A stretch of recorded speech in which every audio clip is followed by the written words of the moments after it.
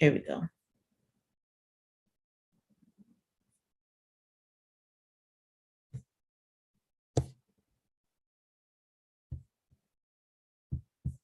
Okay, so technology is great. So Leviticus is about living a holy life and all the rules and regulations. So I have a question. When you think of the book of Numbers, what is the first word that comes to mind besides numbers? Can I ask a question about Leviticus? Did we actually finish it? I hope so, because I'm not prepared to discuss it. Okay. We did. Because that's what he told me. I was like, I'm not ready to discuss Leviticus today. That's not what I'm studying. Had enough. We got to focus on how to make the sacrifices now. Is that what when you think of Numbers? No, I was talking about Leviticus. Oh, okay. Okay, sacrifices. We just need to go on and focus on the fact that they had to make sacrifice. About Leviticus, I was dwelling on the fact that if you didn't follow the rituals that you could be put to death. I said, wow. I said, we getting off pretty easy in this day and age. It's a pretty strict, there's a lot of, you see a God that could be angry because you being holy and being in God's presence, you must be holy too. So you see a lot of legalism and you also have to look at it from a rhetorical and literary perspective. What was the purpose of that book? To remind the people of how serious God's law and all of that. So, but I'm not prepared to really talk about Leviticus because there's a lot in Leviticus. When he told me that y'all were done with Leviticus, I was like, praise the Lord. But when you think of Numbers, how many of y'all have actually sat and just read Numbers for the sake of reading Numbers? Nope. Nope. I have, and to answer your question, I think of genealogy. Uh-huh. And when you ask if I read it, I've skimmed through it. I've read it, but you get to all these genealogies. I just go right straight through it, just to get through the book. Okay. Anyone else? Yeah, I think about the Census Bureau because I used to work for the Census Bureau. And every time I think about this, I think about all it does to keep track of people and their lives and for the good of the community. Well, Numbers 27 has my favorite story. What's that? What's that? The 5 daughters changing the laws of inheritance. The daughters of Zelophehad. Was it Milcah? No. Oh gosh, I should know their names. Milcah, Noah, Marla, Nora, Hogla, Milcah, and Tirzah. We'll talk about them later, but yes, that's one of the dopest stories in the Hebrew scriptures, at least for me. That's one of the what? Dopest. Dopest? Yes, that means great, really cool. Oh, okay. Sorry, that's from Generation X, sorry. I'm old school. Yeah. Close to 80. See, and I'm hip hop generation. I'm sorry, I can't turn it off sometimes. Numbers seems to me to be putting people in their place. Okay. And I thought when I looked at Numbers, I questioned why did they just count the men over 20 initially? But then I think I found out that was for the draft for the Army, but we still don't have an idea how many women and children, and maybe that's not important to the writer. Okay. Well, it really wasn't important to the writers. It was the only men that mattered. Until you get to the daughters of Zelophehad. Yes. Right. Any other thoughts on Numbers? Have you ever just wanted to read numbers? Numbers is not one of those, oh, I'm going to sit down and read numbers. It's not, right? But does anyone preach about numbers? Is there a sermon on numbers? I've never heard one that I recall. You have 5 daughters. That's the only one I know. To me, it's a little bit like Leviticus. You know, That's the one funny. that you fall asleep reading in church. But it's funny. So let's look at this, because I used to think the same thing, right? Like, here comes, okay, Leviticus and then Numbers. Skip to it. Let's get to Deuteronomy. Deuteronomy's got a lot of stuff in there too. But at the end, you know, Moses dies, and then you get into Joshua, and they get into the Promised Land, and you hear about. But there is a real purpose to the book of Numbers, and I think that by calling it Numbers, rhetorically, it sets it up for you not to want to read it, because you're thinking it's a bunch of numbers. Because like for me, numbers, I hate math, right? So I'm like, numbers. It's just something, it does something viscerally to me. But in Hebrew, did anybody read Holy Imagination? What is the Hebrew name for this book?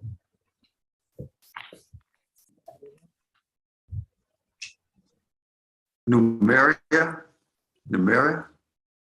Not numerically, but what is the actual? It's Numeri. And How's that pronounced? it's It comes derived from the Latin title. Bemidvar is his name. Bemidvar. Bemidvar. And what does Bemidvar mean? in the desert. In the desert. In the desert. That's a totally different thing than numbers, right? Numbers, you're like, oh, this is a census of people, but really, the book really is not. It's like the beginning of the book starts with a census. The rest of the book. Yeah, chapter 1 and chapter 26 are genealogies, but the rest of it is not numbers. It's not a genealogy. And it's actually broken down into 2 divisions. Those genealogies actually break the book in half. And so Bemidbar in the desert. So this is the story of the people of Israel in the wilderness as they travel from the slavery of Egypt towards the freedom of Canaan. So we've already heard this in Exodus, right? The second half of Exodus. But this story looks at the outgoing of the old and the incoming of the new. It's the liminal space before they get to their new identity. So when you think of genealogy, what's the importance of genealogy? A frame of reference. Frame of reference. And to preserve your heritage and culture and traditions and all of that stuff.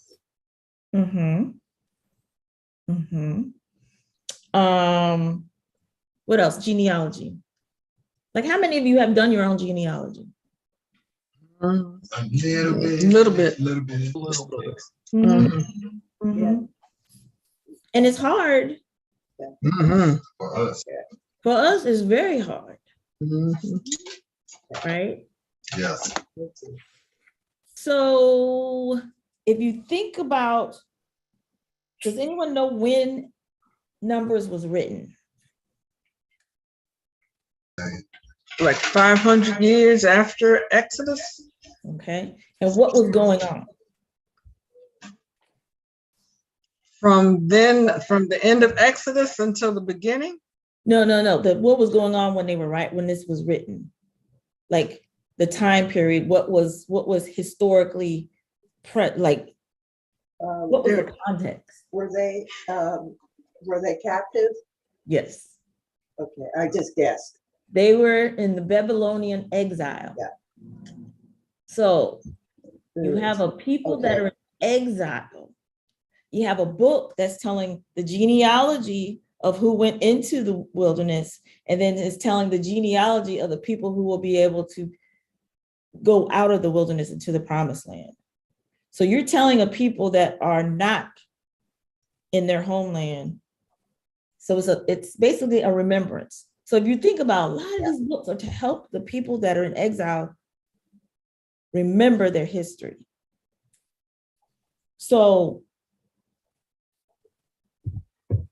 you have a group of people who were not in the wilderness, who weren't part of the people who were making all the mistakes of why they had to wander forever and ever. And you're hoping that if they read this, maybe they won't make the same mistakes, right? You know, that reminds me of something. We always, you know, Bill Lamar goes by William Lamar III. And Fourth. in my family, fourth, okay. In my family, my history, nobody ever does that. And in Oregon, it was just not done. And I always thought it was kind of, you know, putting upon to show how important you were or something. You know, that it was just kind of a classist, you know, thing. But then as Bill has taught and as I've heard more, I'm realizing it's a way to remember your family and your history and what has been done so that you are here now and in many ways are very blessed for where you are. So it's made me, it's just an interesting way to look at that I've never done before. Yeah.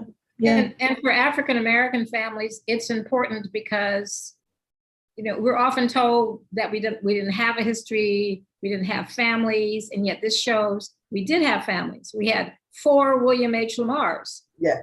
So there. Yes, right. Like my husband, he's John Harris III. It's history because our history has been taken from us. And we're in search. We're always in, we're in this.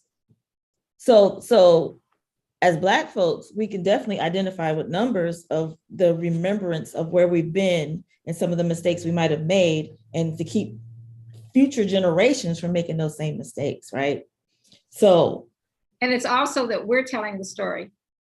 Right. The people are telling the story, not the oppressors. Exactly. So we're looking at this story from the perspective of the Israelites, correct? And so that's why this whole tension of taking some other people's lands, and we never get to hear the people whose land was taken story, because we don't have a book that tells that. But I think it's very important to hold that intention as we're reading this. And in school, sometimes they teach us sometimes to preach against the text. So, because there's some things in Numbers. If you go to Numbers, go to Numbers. Where is it? Hold on, let me look. Numbers chapter 5.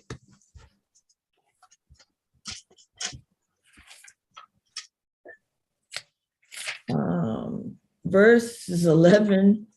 I'm probably opening a can of worms, but if you look at 11 through like 31, I don't know if I would preach this text, or I would preach against it, because it talks about what happens if a wife goes astray and is unfaithful to the husband, and what happens, and you don't hear anything about what does the man do.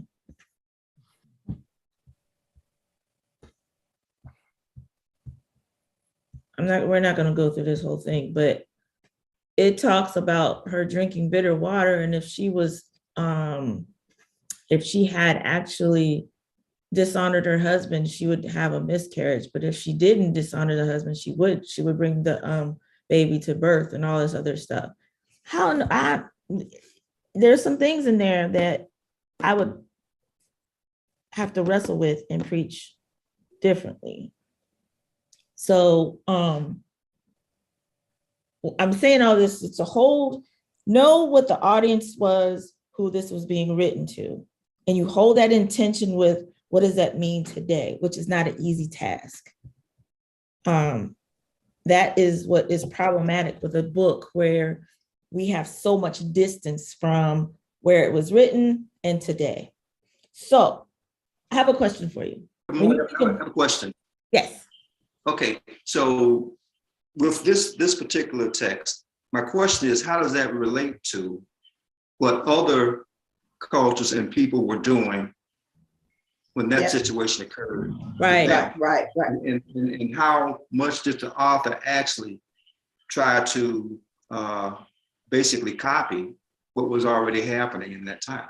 Could be. And yeah. And Well, interpreting it in line with the culture of the time. But the danger is, it's like understanding that is very important, right? Well, couldn't it also be that what was really happening is that if a man caught his wife unfaithful, he could just kill her on the spot. Just that's it. You're gone. That was the law. So this is maybe in some way trying to make it more sensible. I mean, although it's not good, but at least.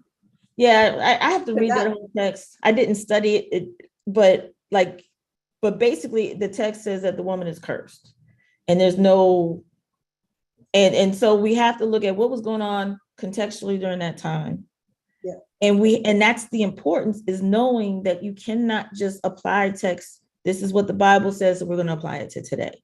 That is what I'm really, it's like being careful with this notion of knowing that because also this was written when they were in Babylon. So who knows what was going on in Babylon? Well, that's my point. Right. So yeah. Okay. But I knew, I wasn't going to bring that text up because I knew it's problematic. So, but that was just an example of how we have to be careful. So I want to shift. When you think of wilderness, what are some other words you think of when you hear the word wilderness? You're lost and afraid. Yeah. Alone. Yeah. Fear. Yeah. There are no marked roads. You don't know where to go. Mm-hmm. Danger. Yeah. Being unsure. Mm-hmm. And so those are all like metaphors, right? So you're basically using ways to describe what wilderness means to you.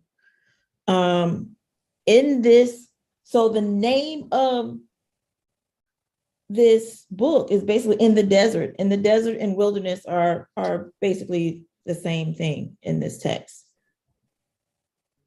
Wilderness in this text is a metaphor and it is literal. They're actually physically in the wilderness, but it's also a metaphor. So did anybody, what are some, when you think of the people in the wilderness, it could be theological, it could be literal, and it could be, what's my other word? Who read the book? I did a little bit. So geographically, symbolically, and theologically, those are the three words that I was trying to come up with. And that's what I get for not looking at my paper. Geographically, they were in the wilderness. Symbolically, they were in the wilderness. It symbolizes a point in their history. And theologically, they were in the wilderness. They were wandering. They didn't know, one day they're complaining, one day they're worshiping God. They're all over the place, right? While they're in the wilderness. Hi. Hello. Hi. I was thinking about what you were saying with the word wilderness, and I sometimes think that's just life. You run into different things. You run into different problems, the ups and downs of life.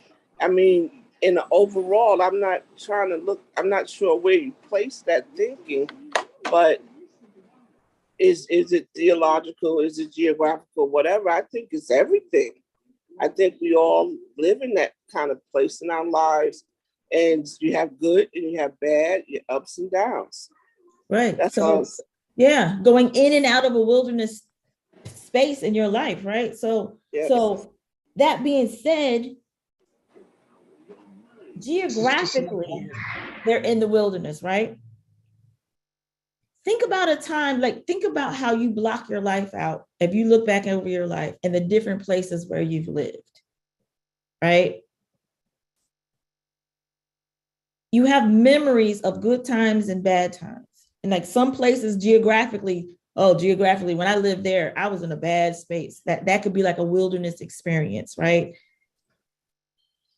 It's symbolic too. And theologically, where was God when you were in those spaces? So when you're in a wilderness experience, it could be geographical, it could be symbolic, and it could be theological. Like I can think of periods of my life where it was just, I was going through a rough period. Like there might be a time when you were laid off from work. So like geographically, you had to live a different way because you didn't have the money coming. And then theologically, when you're in a wilderness experience, what happens to your relationship with God? What can happen? Some people lose their faith while they're out there wandering, Some spiritually. people lose their faith. Mm-hmm. They don't trust God anymore. Mm-hmm. What's another thing that can happen in the wilderness theologically? What happens to your relationship can happen? Your faith, yeah. You depended on him. It gets stronger. So it can get worse or it can get better. Right. You can get closer or you can get further away. So what you see in Numbers, you see this. They're in a place where they're in this physical wilderness and they're worried about their eating, their sleeping, their drinking water. You see their life turned upside down because they don't have what they need. They went from a place of being enslaved and they knew what they had, but they were being oppressed, to a wilderness where they had to trust upon God for all their needs. So they're in a space where they are wrestling with this literal sense of being in a wilderness, but also they're being formed as a people in this wilderness, right? They're learning the gives and takes of being in relationship with this God. Sometimes they trust God and sometimes they don't, just like we do, right? Well, I'm speaking for myself. There's some moments where you're like, really, God, is this what we're doing? I'm just, hey. And then the relationship can be strengthened. So let's look in Judy Fentress Williams, because she really helped me to see this Numbers totally different, realizing that, it's not all the genealogies that I thought it was, because I always thought census and I thought Numbers. But genealogy, actually, let's go to page 55 and look at the chart, the breakdown. Because I thought that was just really interesting how this book is really, they were like, some people said it's like, it's got laws and rules and then there's narrative and it doesn't make any sense. But if you divide this Numbers 1 through 25 with the old generation of rebellion and the second half of the new generation of hope, and how it is basically, they mimic each other, they parallel each other in this book. And I'm like, because you start with the census of the 12 tribes, and then chapter 26 starts with the census of the 12 tribes.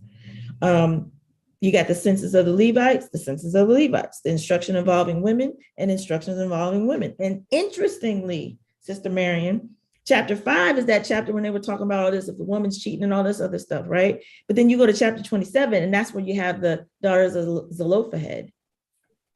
So you go from this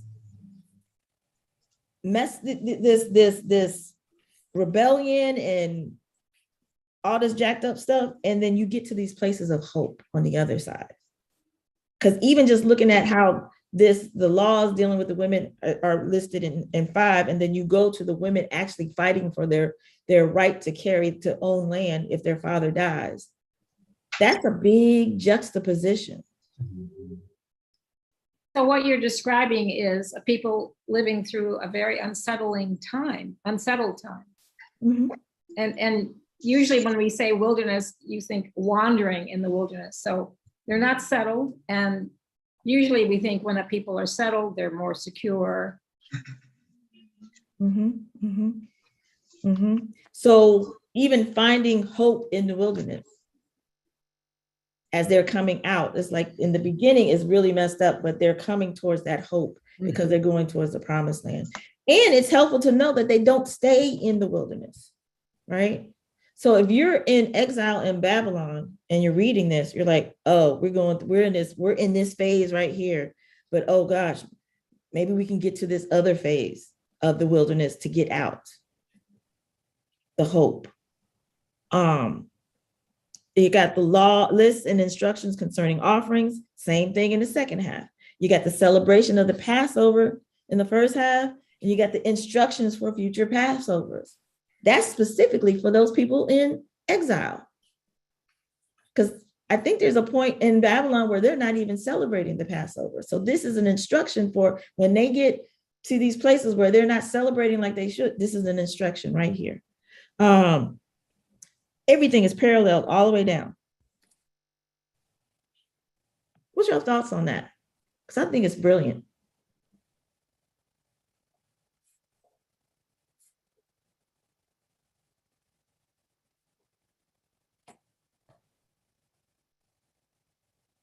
So on page 54, you see at the top, it says the desert has a literal and metaphorical function in Numbers. And she talks about about it being confronted with the daily task of survival, needing to find water, food, and shelter. Like I said earlier, the wilderness is no man's land. And there's several functions of desert or wilderness as a metaphor, as a symbol. First, it is liminal space, like we said, between the old identity and the new. The uncertainty of the people's identity is as real as their uncertainty around how they will eat.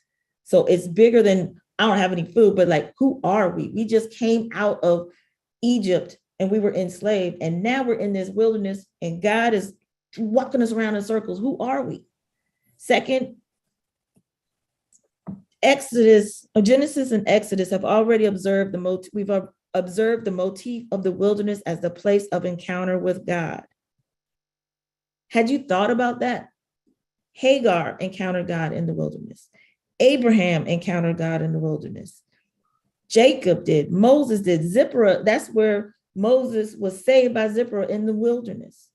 So it being called Bemidvar makes more sense to me than Numbers. It describes what this book is about. So it can be seen as an intentional and ongoing encounter with Yahweh. So maybe as we've been going through this pandemic, I would say it has been a wilderness experience, wouldn't you?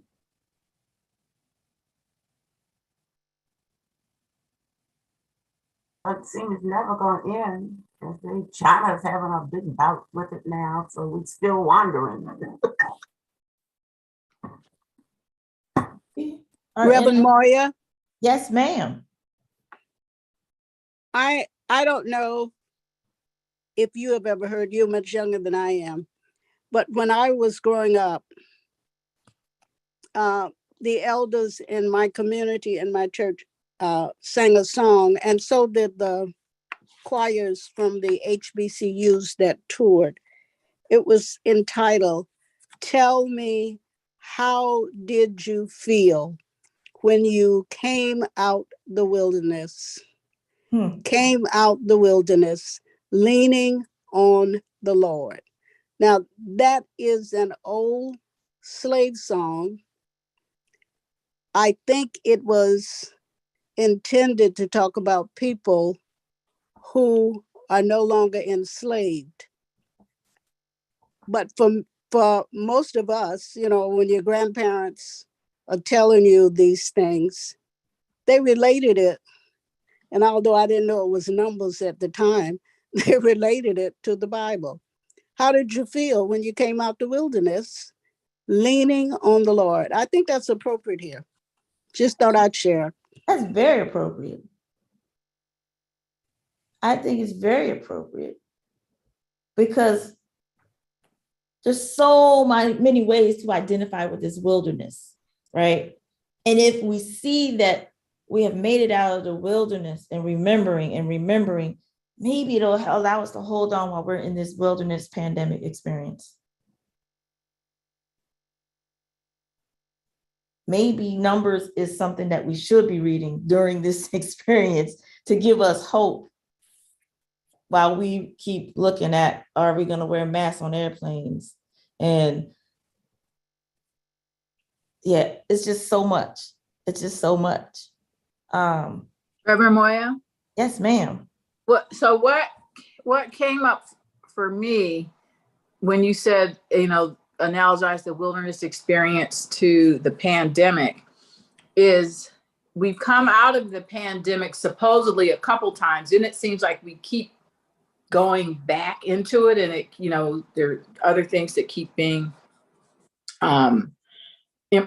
mask mandates or whatever. And when you said that about we've been going through wilderness experience with the pandemic, the thing that came for me is, and some of us don't ever want to go back to the way things were. And so the pandemic, I think during that time, we did get a chance to get quieter, to perhaps prioritize the most important choice. And then recognizing that we don't want to go back to where things were before the pandemic. We don't want to go back to the pandemic, but we also don't want to go back to where things were before the pandemic in terms of some of the things that I guess you could say didn't work for us, but we were engaged in actively doing them every day. I hear people talk all the time about the traffic, about the lifestyles and the busyness and the not having time for your family and all the people who quit their jobs and all that. So that made me think about it. Mm-hmm.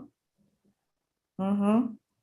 And maybe when we finally come out this wilderness, if we were to look back and write about it, right, we could probably look at different things that happened during this wilderness, just like Numbers has different episodes and narratives, like, with George Floyd that happened and the insurrection, and we could probably write a history, and you could probably find a place where maybe there's a place where you could divide it into two parts or something. Like maybe when we got vaccines, this is what happened.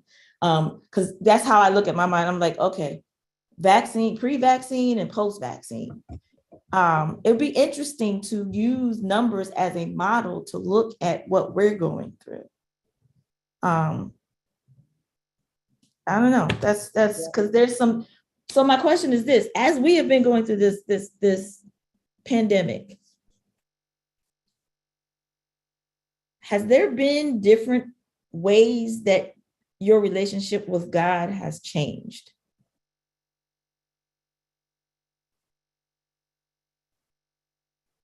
Either you've gotten closer with God or you've become angry with God. Maybe you've avoided God. Maybe you're in the process of regaining or restructuring your relationship with God.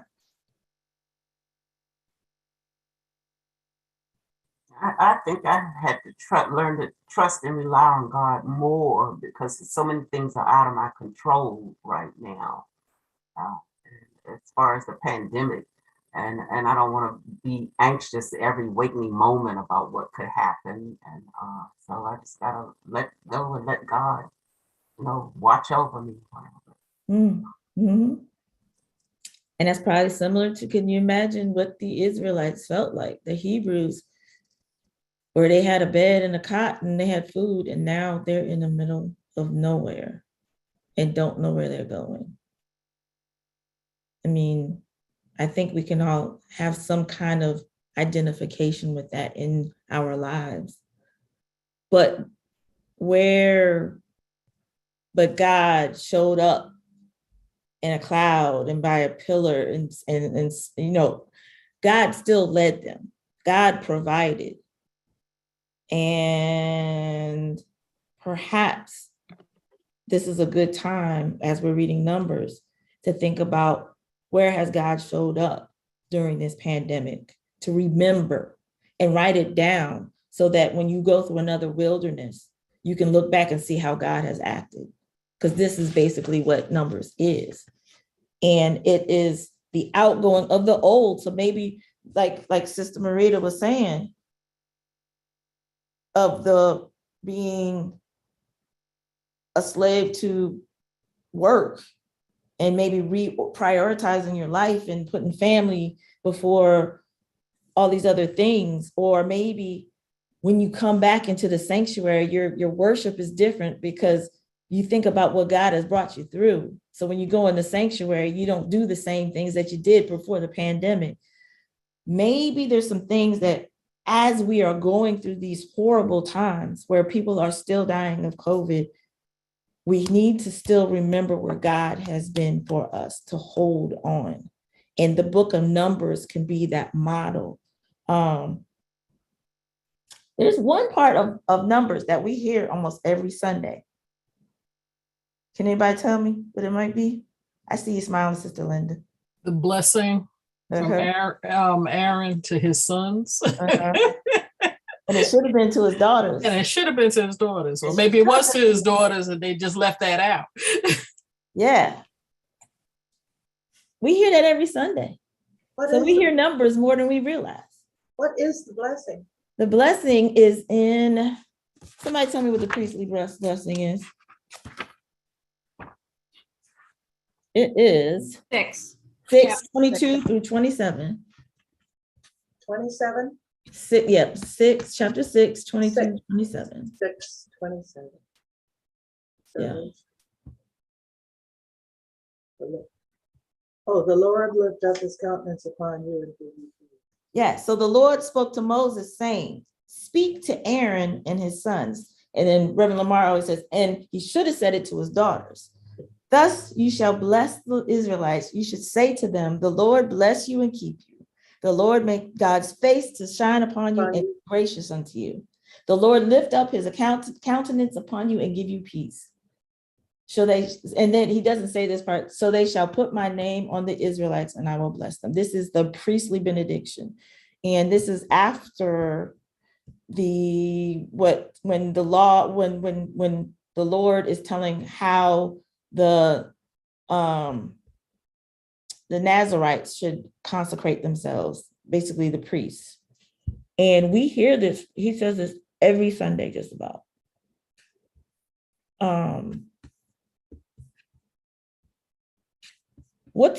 Is there another story in Numbers that you didn't realize was in Numbers? Because there's things I didn't realize that were in Numbers. Hey, Reverend Moore, I have a question regarding the priestly benediction. Mm-hmm. Aaron and his family, or just Aaron and his sons were priests. Were his daughters included in the priesthood? No. Or excluded? They're excluded. Okay, and that's why Moses, that's why they're saying the benediction is the way it is. That he spoke to his Aaron and his sons, right? However, though, you got Miriam. And Miriam is also considered a leader. So Miriam, Aaron, and Moses, they're siblings. And Miriam was considered a leader too. So there is in Numbers, when Aaron and Miriam are rebelling against Moses. Let's find that. And then only Miriam is punished. Chapter 12. Thank you. And they talk about his wife, Moses' wife, in Cushite. So some say that this could be because she was a Cushite. And then some people bring race into it, but I don't believe that race was a construct back then, but she was a foreigner. Some people say it could be because Cushites were Black people. They were from Africa. I don't know. If my version says an Ethiopian woman. Yep. Which version you have? It was Ethiopian too. What's your translation? I have, let's see, what is it? King James Version. Interesting. So I wonder then, because the King James, interestingly enough, the translation is often closer to the Hebrew than the other translations, like literal, like structure. But I am going to Cushite woman, huh? And it's fairly recent. It's 2019. Yeah, but that translation was done way back in the day. Right. But I mean, they haven't changed it.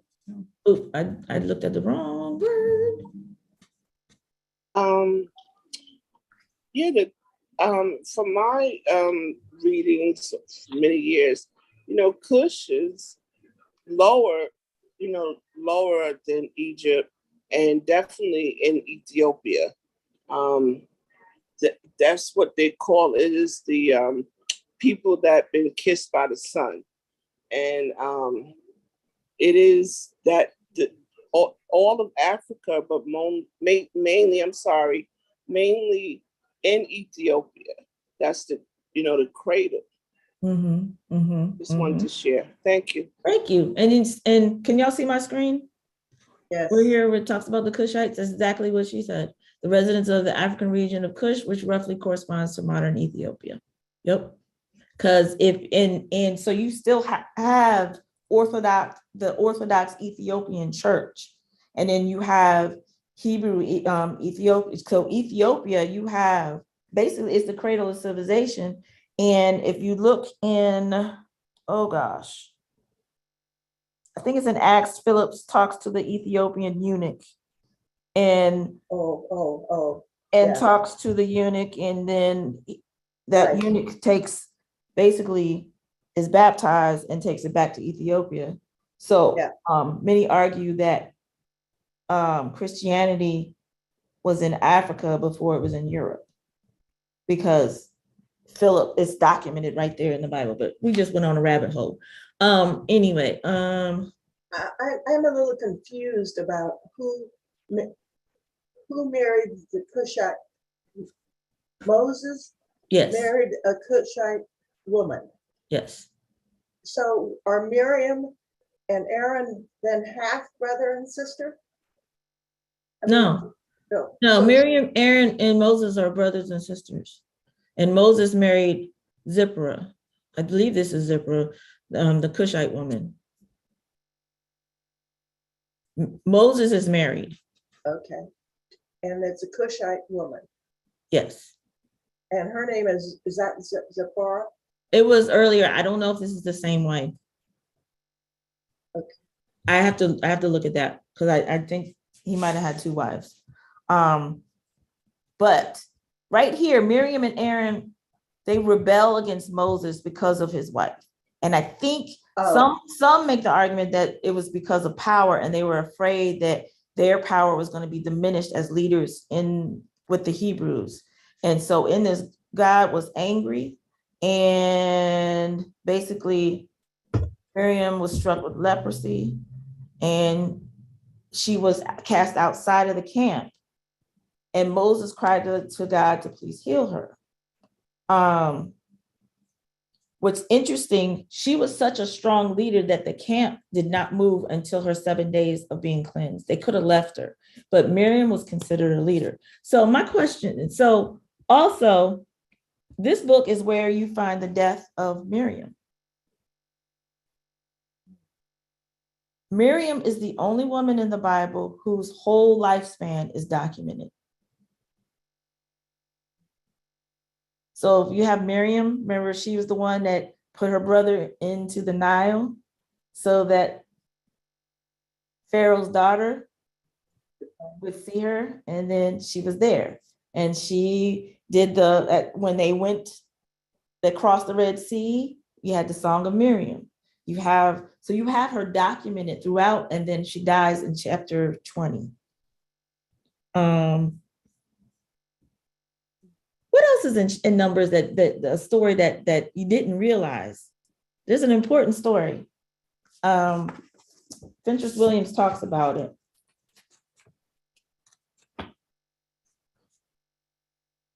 There's a couple of big stories. With the spies? Uh-huh. The spies, and that ends up being the final straw that causes this generation not to make it, to die off before they go into the promised land. So that is like the final straw.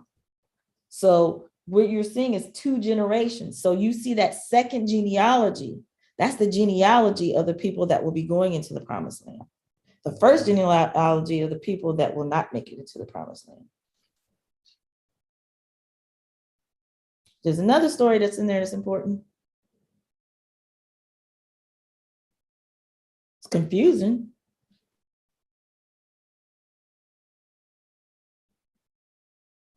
Chapter 20.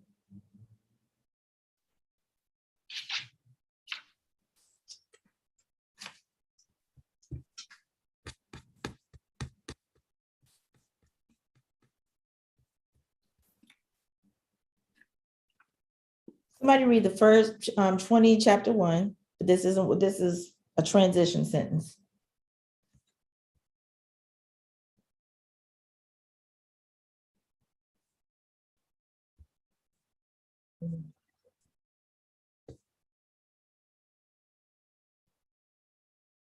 Can someone read it out loud? Sure.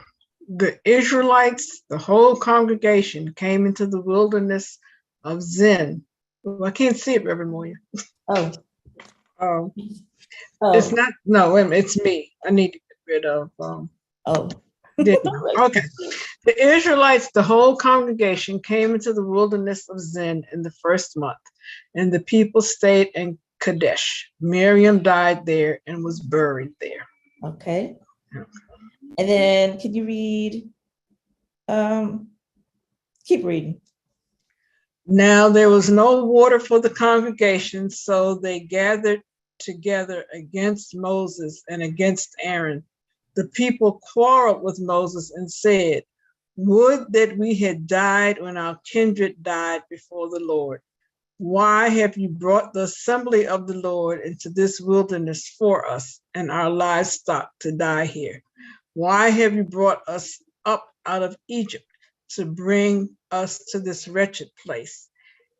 It is no place for grain or figs or vines or pomegranates, and there is no water to drink."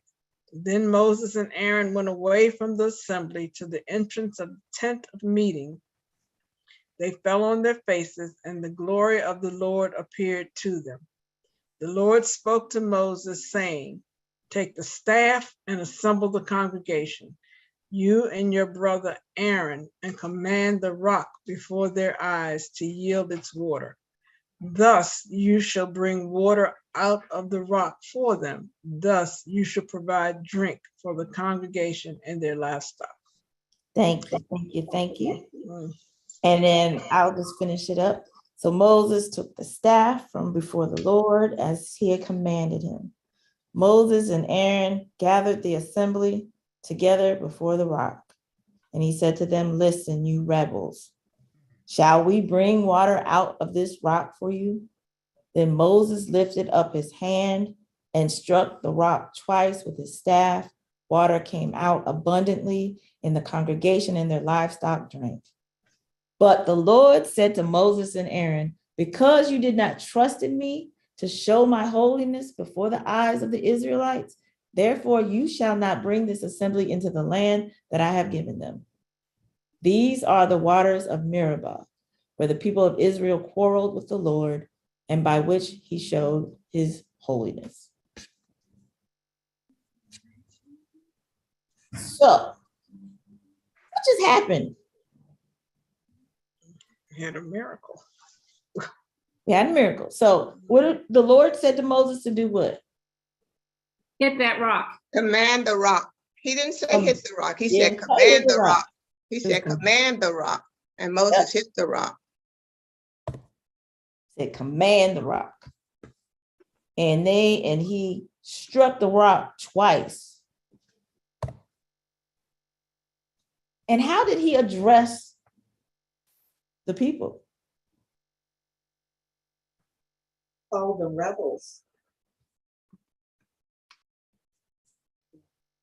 Call them rebels. The people, the Israelites that were thirsty. Do you think that their complaint was warranted? Yes. I probably would have been rep. I mean, if you don't have water. Yeah. Probably were delirious, probably on the brink of insanity. There is no water. So basically there was a need, and the Lord was told him what to do to meet the need.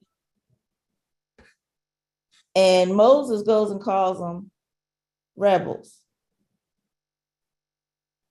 Shall we bring this out? It's almost like he was being sarcastic, right? Then Moses lifted up his hand and struck the right rock twice. Well, he didn't claim that God will give us the water. He said, shall we, meaning he and Aaron. So he was claiming essentially political power, if you want to take it in that. Sounds like Moses he was frustrated and his emotions got the best of him, doesn't it? Like how many times as a leader, like you get frustrated and you say some stuff that you probably shouldn't have said. So the result of this is what? God said, folks aren't going to see the promised land. Not it'll be another generation before you do. So basically, and so if you go to there, I don't have to look and see where it says, but it says basically this whole generation will die out and you won't go into the promised land. That also includes Moses, Aaron, and Miriam. So there are multiple ways you could look at this, but basically one way of looking at it is because the people had a need, an actual need, and the leader was given direction by God, and the leader didn't do what God said and took things into his own hands. And God still blessed in the midst of him doing his own thing, but the leader had to suffer the consequences of his actions. Does that sound petty to you? You think that's enough reason for him not to make it into the wilderness? I felt a little sorry for him. Like you say, he'd been under a lot of pressure. I thought he would have got another chance. Actually, Moses, he didn't even really want to be the leader, did he? Yeah, but he's in it now. By then, he was there. Yeah, right. Any other thoughts? Well, this is the first time that Moses and the Lord have had some disagreement. You know, I didn't realize that God had tried to kill him earlier. So it's been a rocky relationship between the two, I would say. And no pun intended. No pun intended. Can this marriage be saved? Kind of thing. It's a rough one.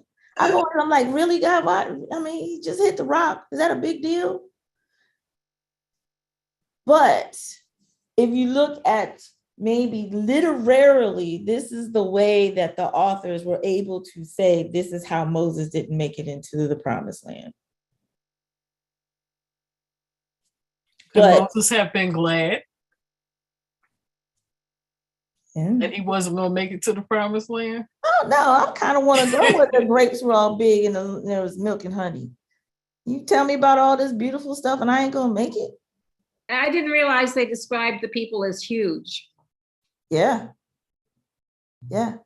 Didn't he let him get a glimpse of it though? So he didn't totally he didn't get in it. He didn't step foot in it, but he saw it and then he died. That was better than nothing. I guess. So my question to y'all is, did y'all know all this stuff was in Numbers? No. I certainly didn't know about the 5 daughters. Yeah, definitely. Oh, but Reverend Lamar has led us to the 5 daughters on more than one occain. So I didn't know it was in Numbers though. I heard the story, but I didn't know where it was. Yeah. So what I suggest that you take the time and look at Numbers, so there's some good stuff, and it's more than the genealogy. And I think the name has made us all think, myself included in the past, it's like, oh man, it's a bunch of numbers, it's counting the people, I don't want to read this. And then in between it, there's some rich stuff and some important stuff, because you see why Moses didn't make it into the promised land. You see why the whole generation died off because of the spies. And there's stories that we've heard, but we never really identified it being within the book of Numbers. So I hope that this caused you to be curious, because I was reading, I was like, Numbers. And I was like, oh, Numbers. So any questions before we go? What are we doing next week? I don't know. Okay. Okay. No. I can deal with that. I'm just being truthful because I will not be here because I have class. So I don't know. Whatever Pastor Lamar feels led. But thank y'all for coming and discovering the richness of numbers. Thank you. It was excellent.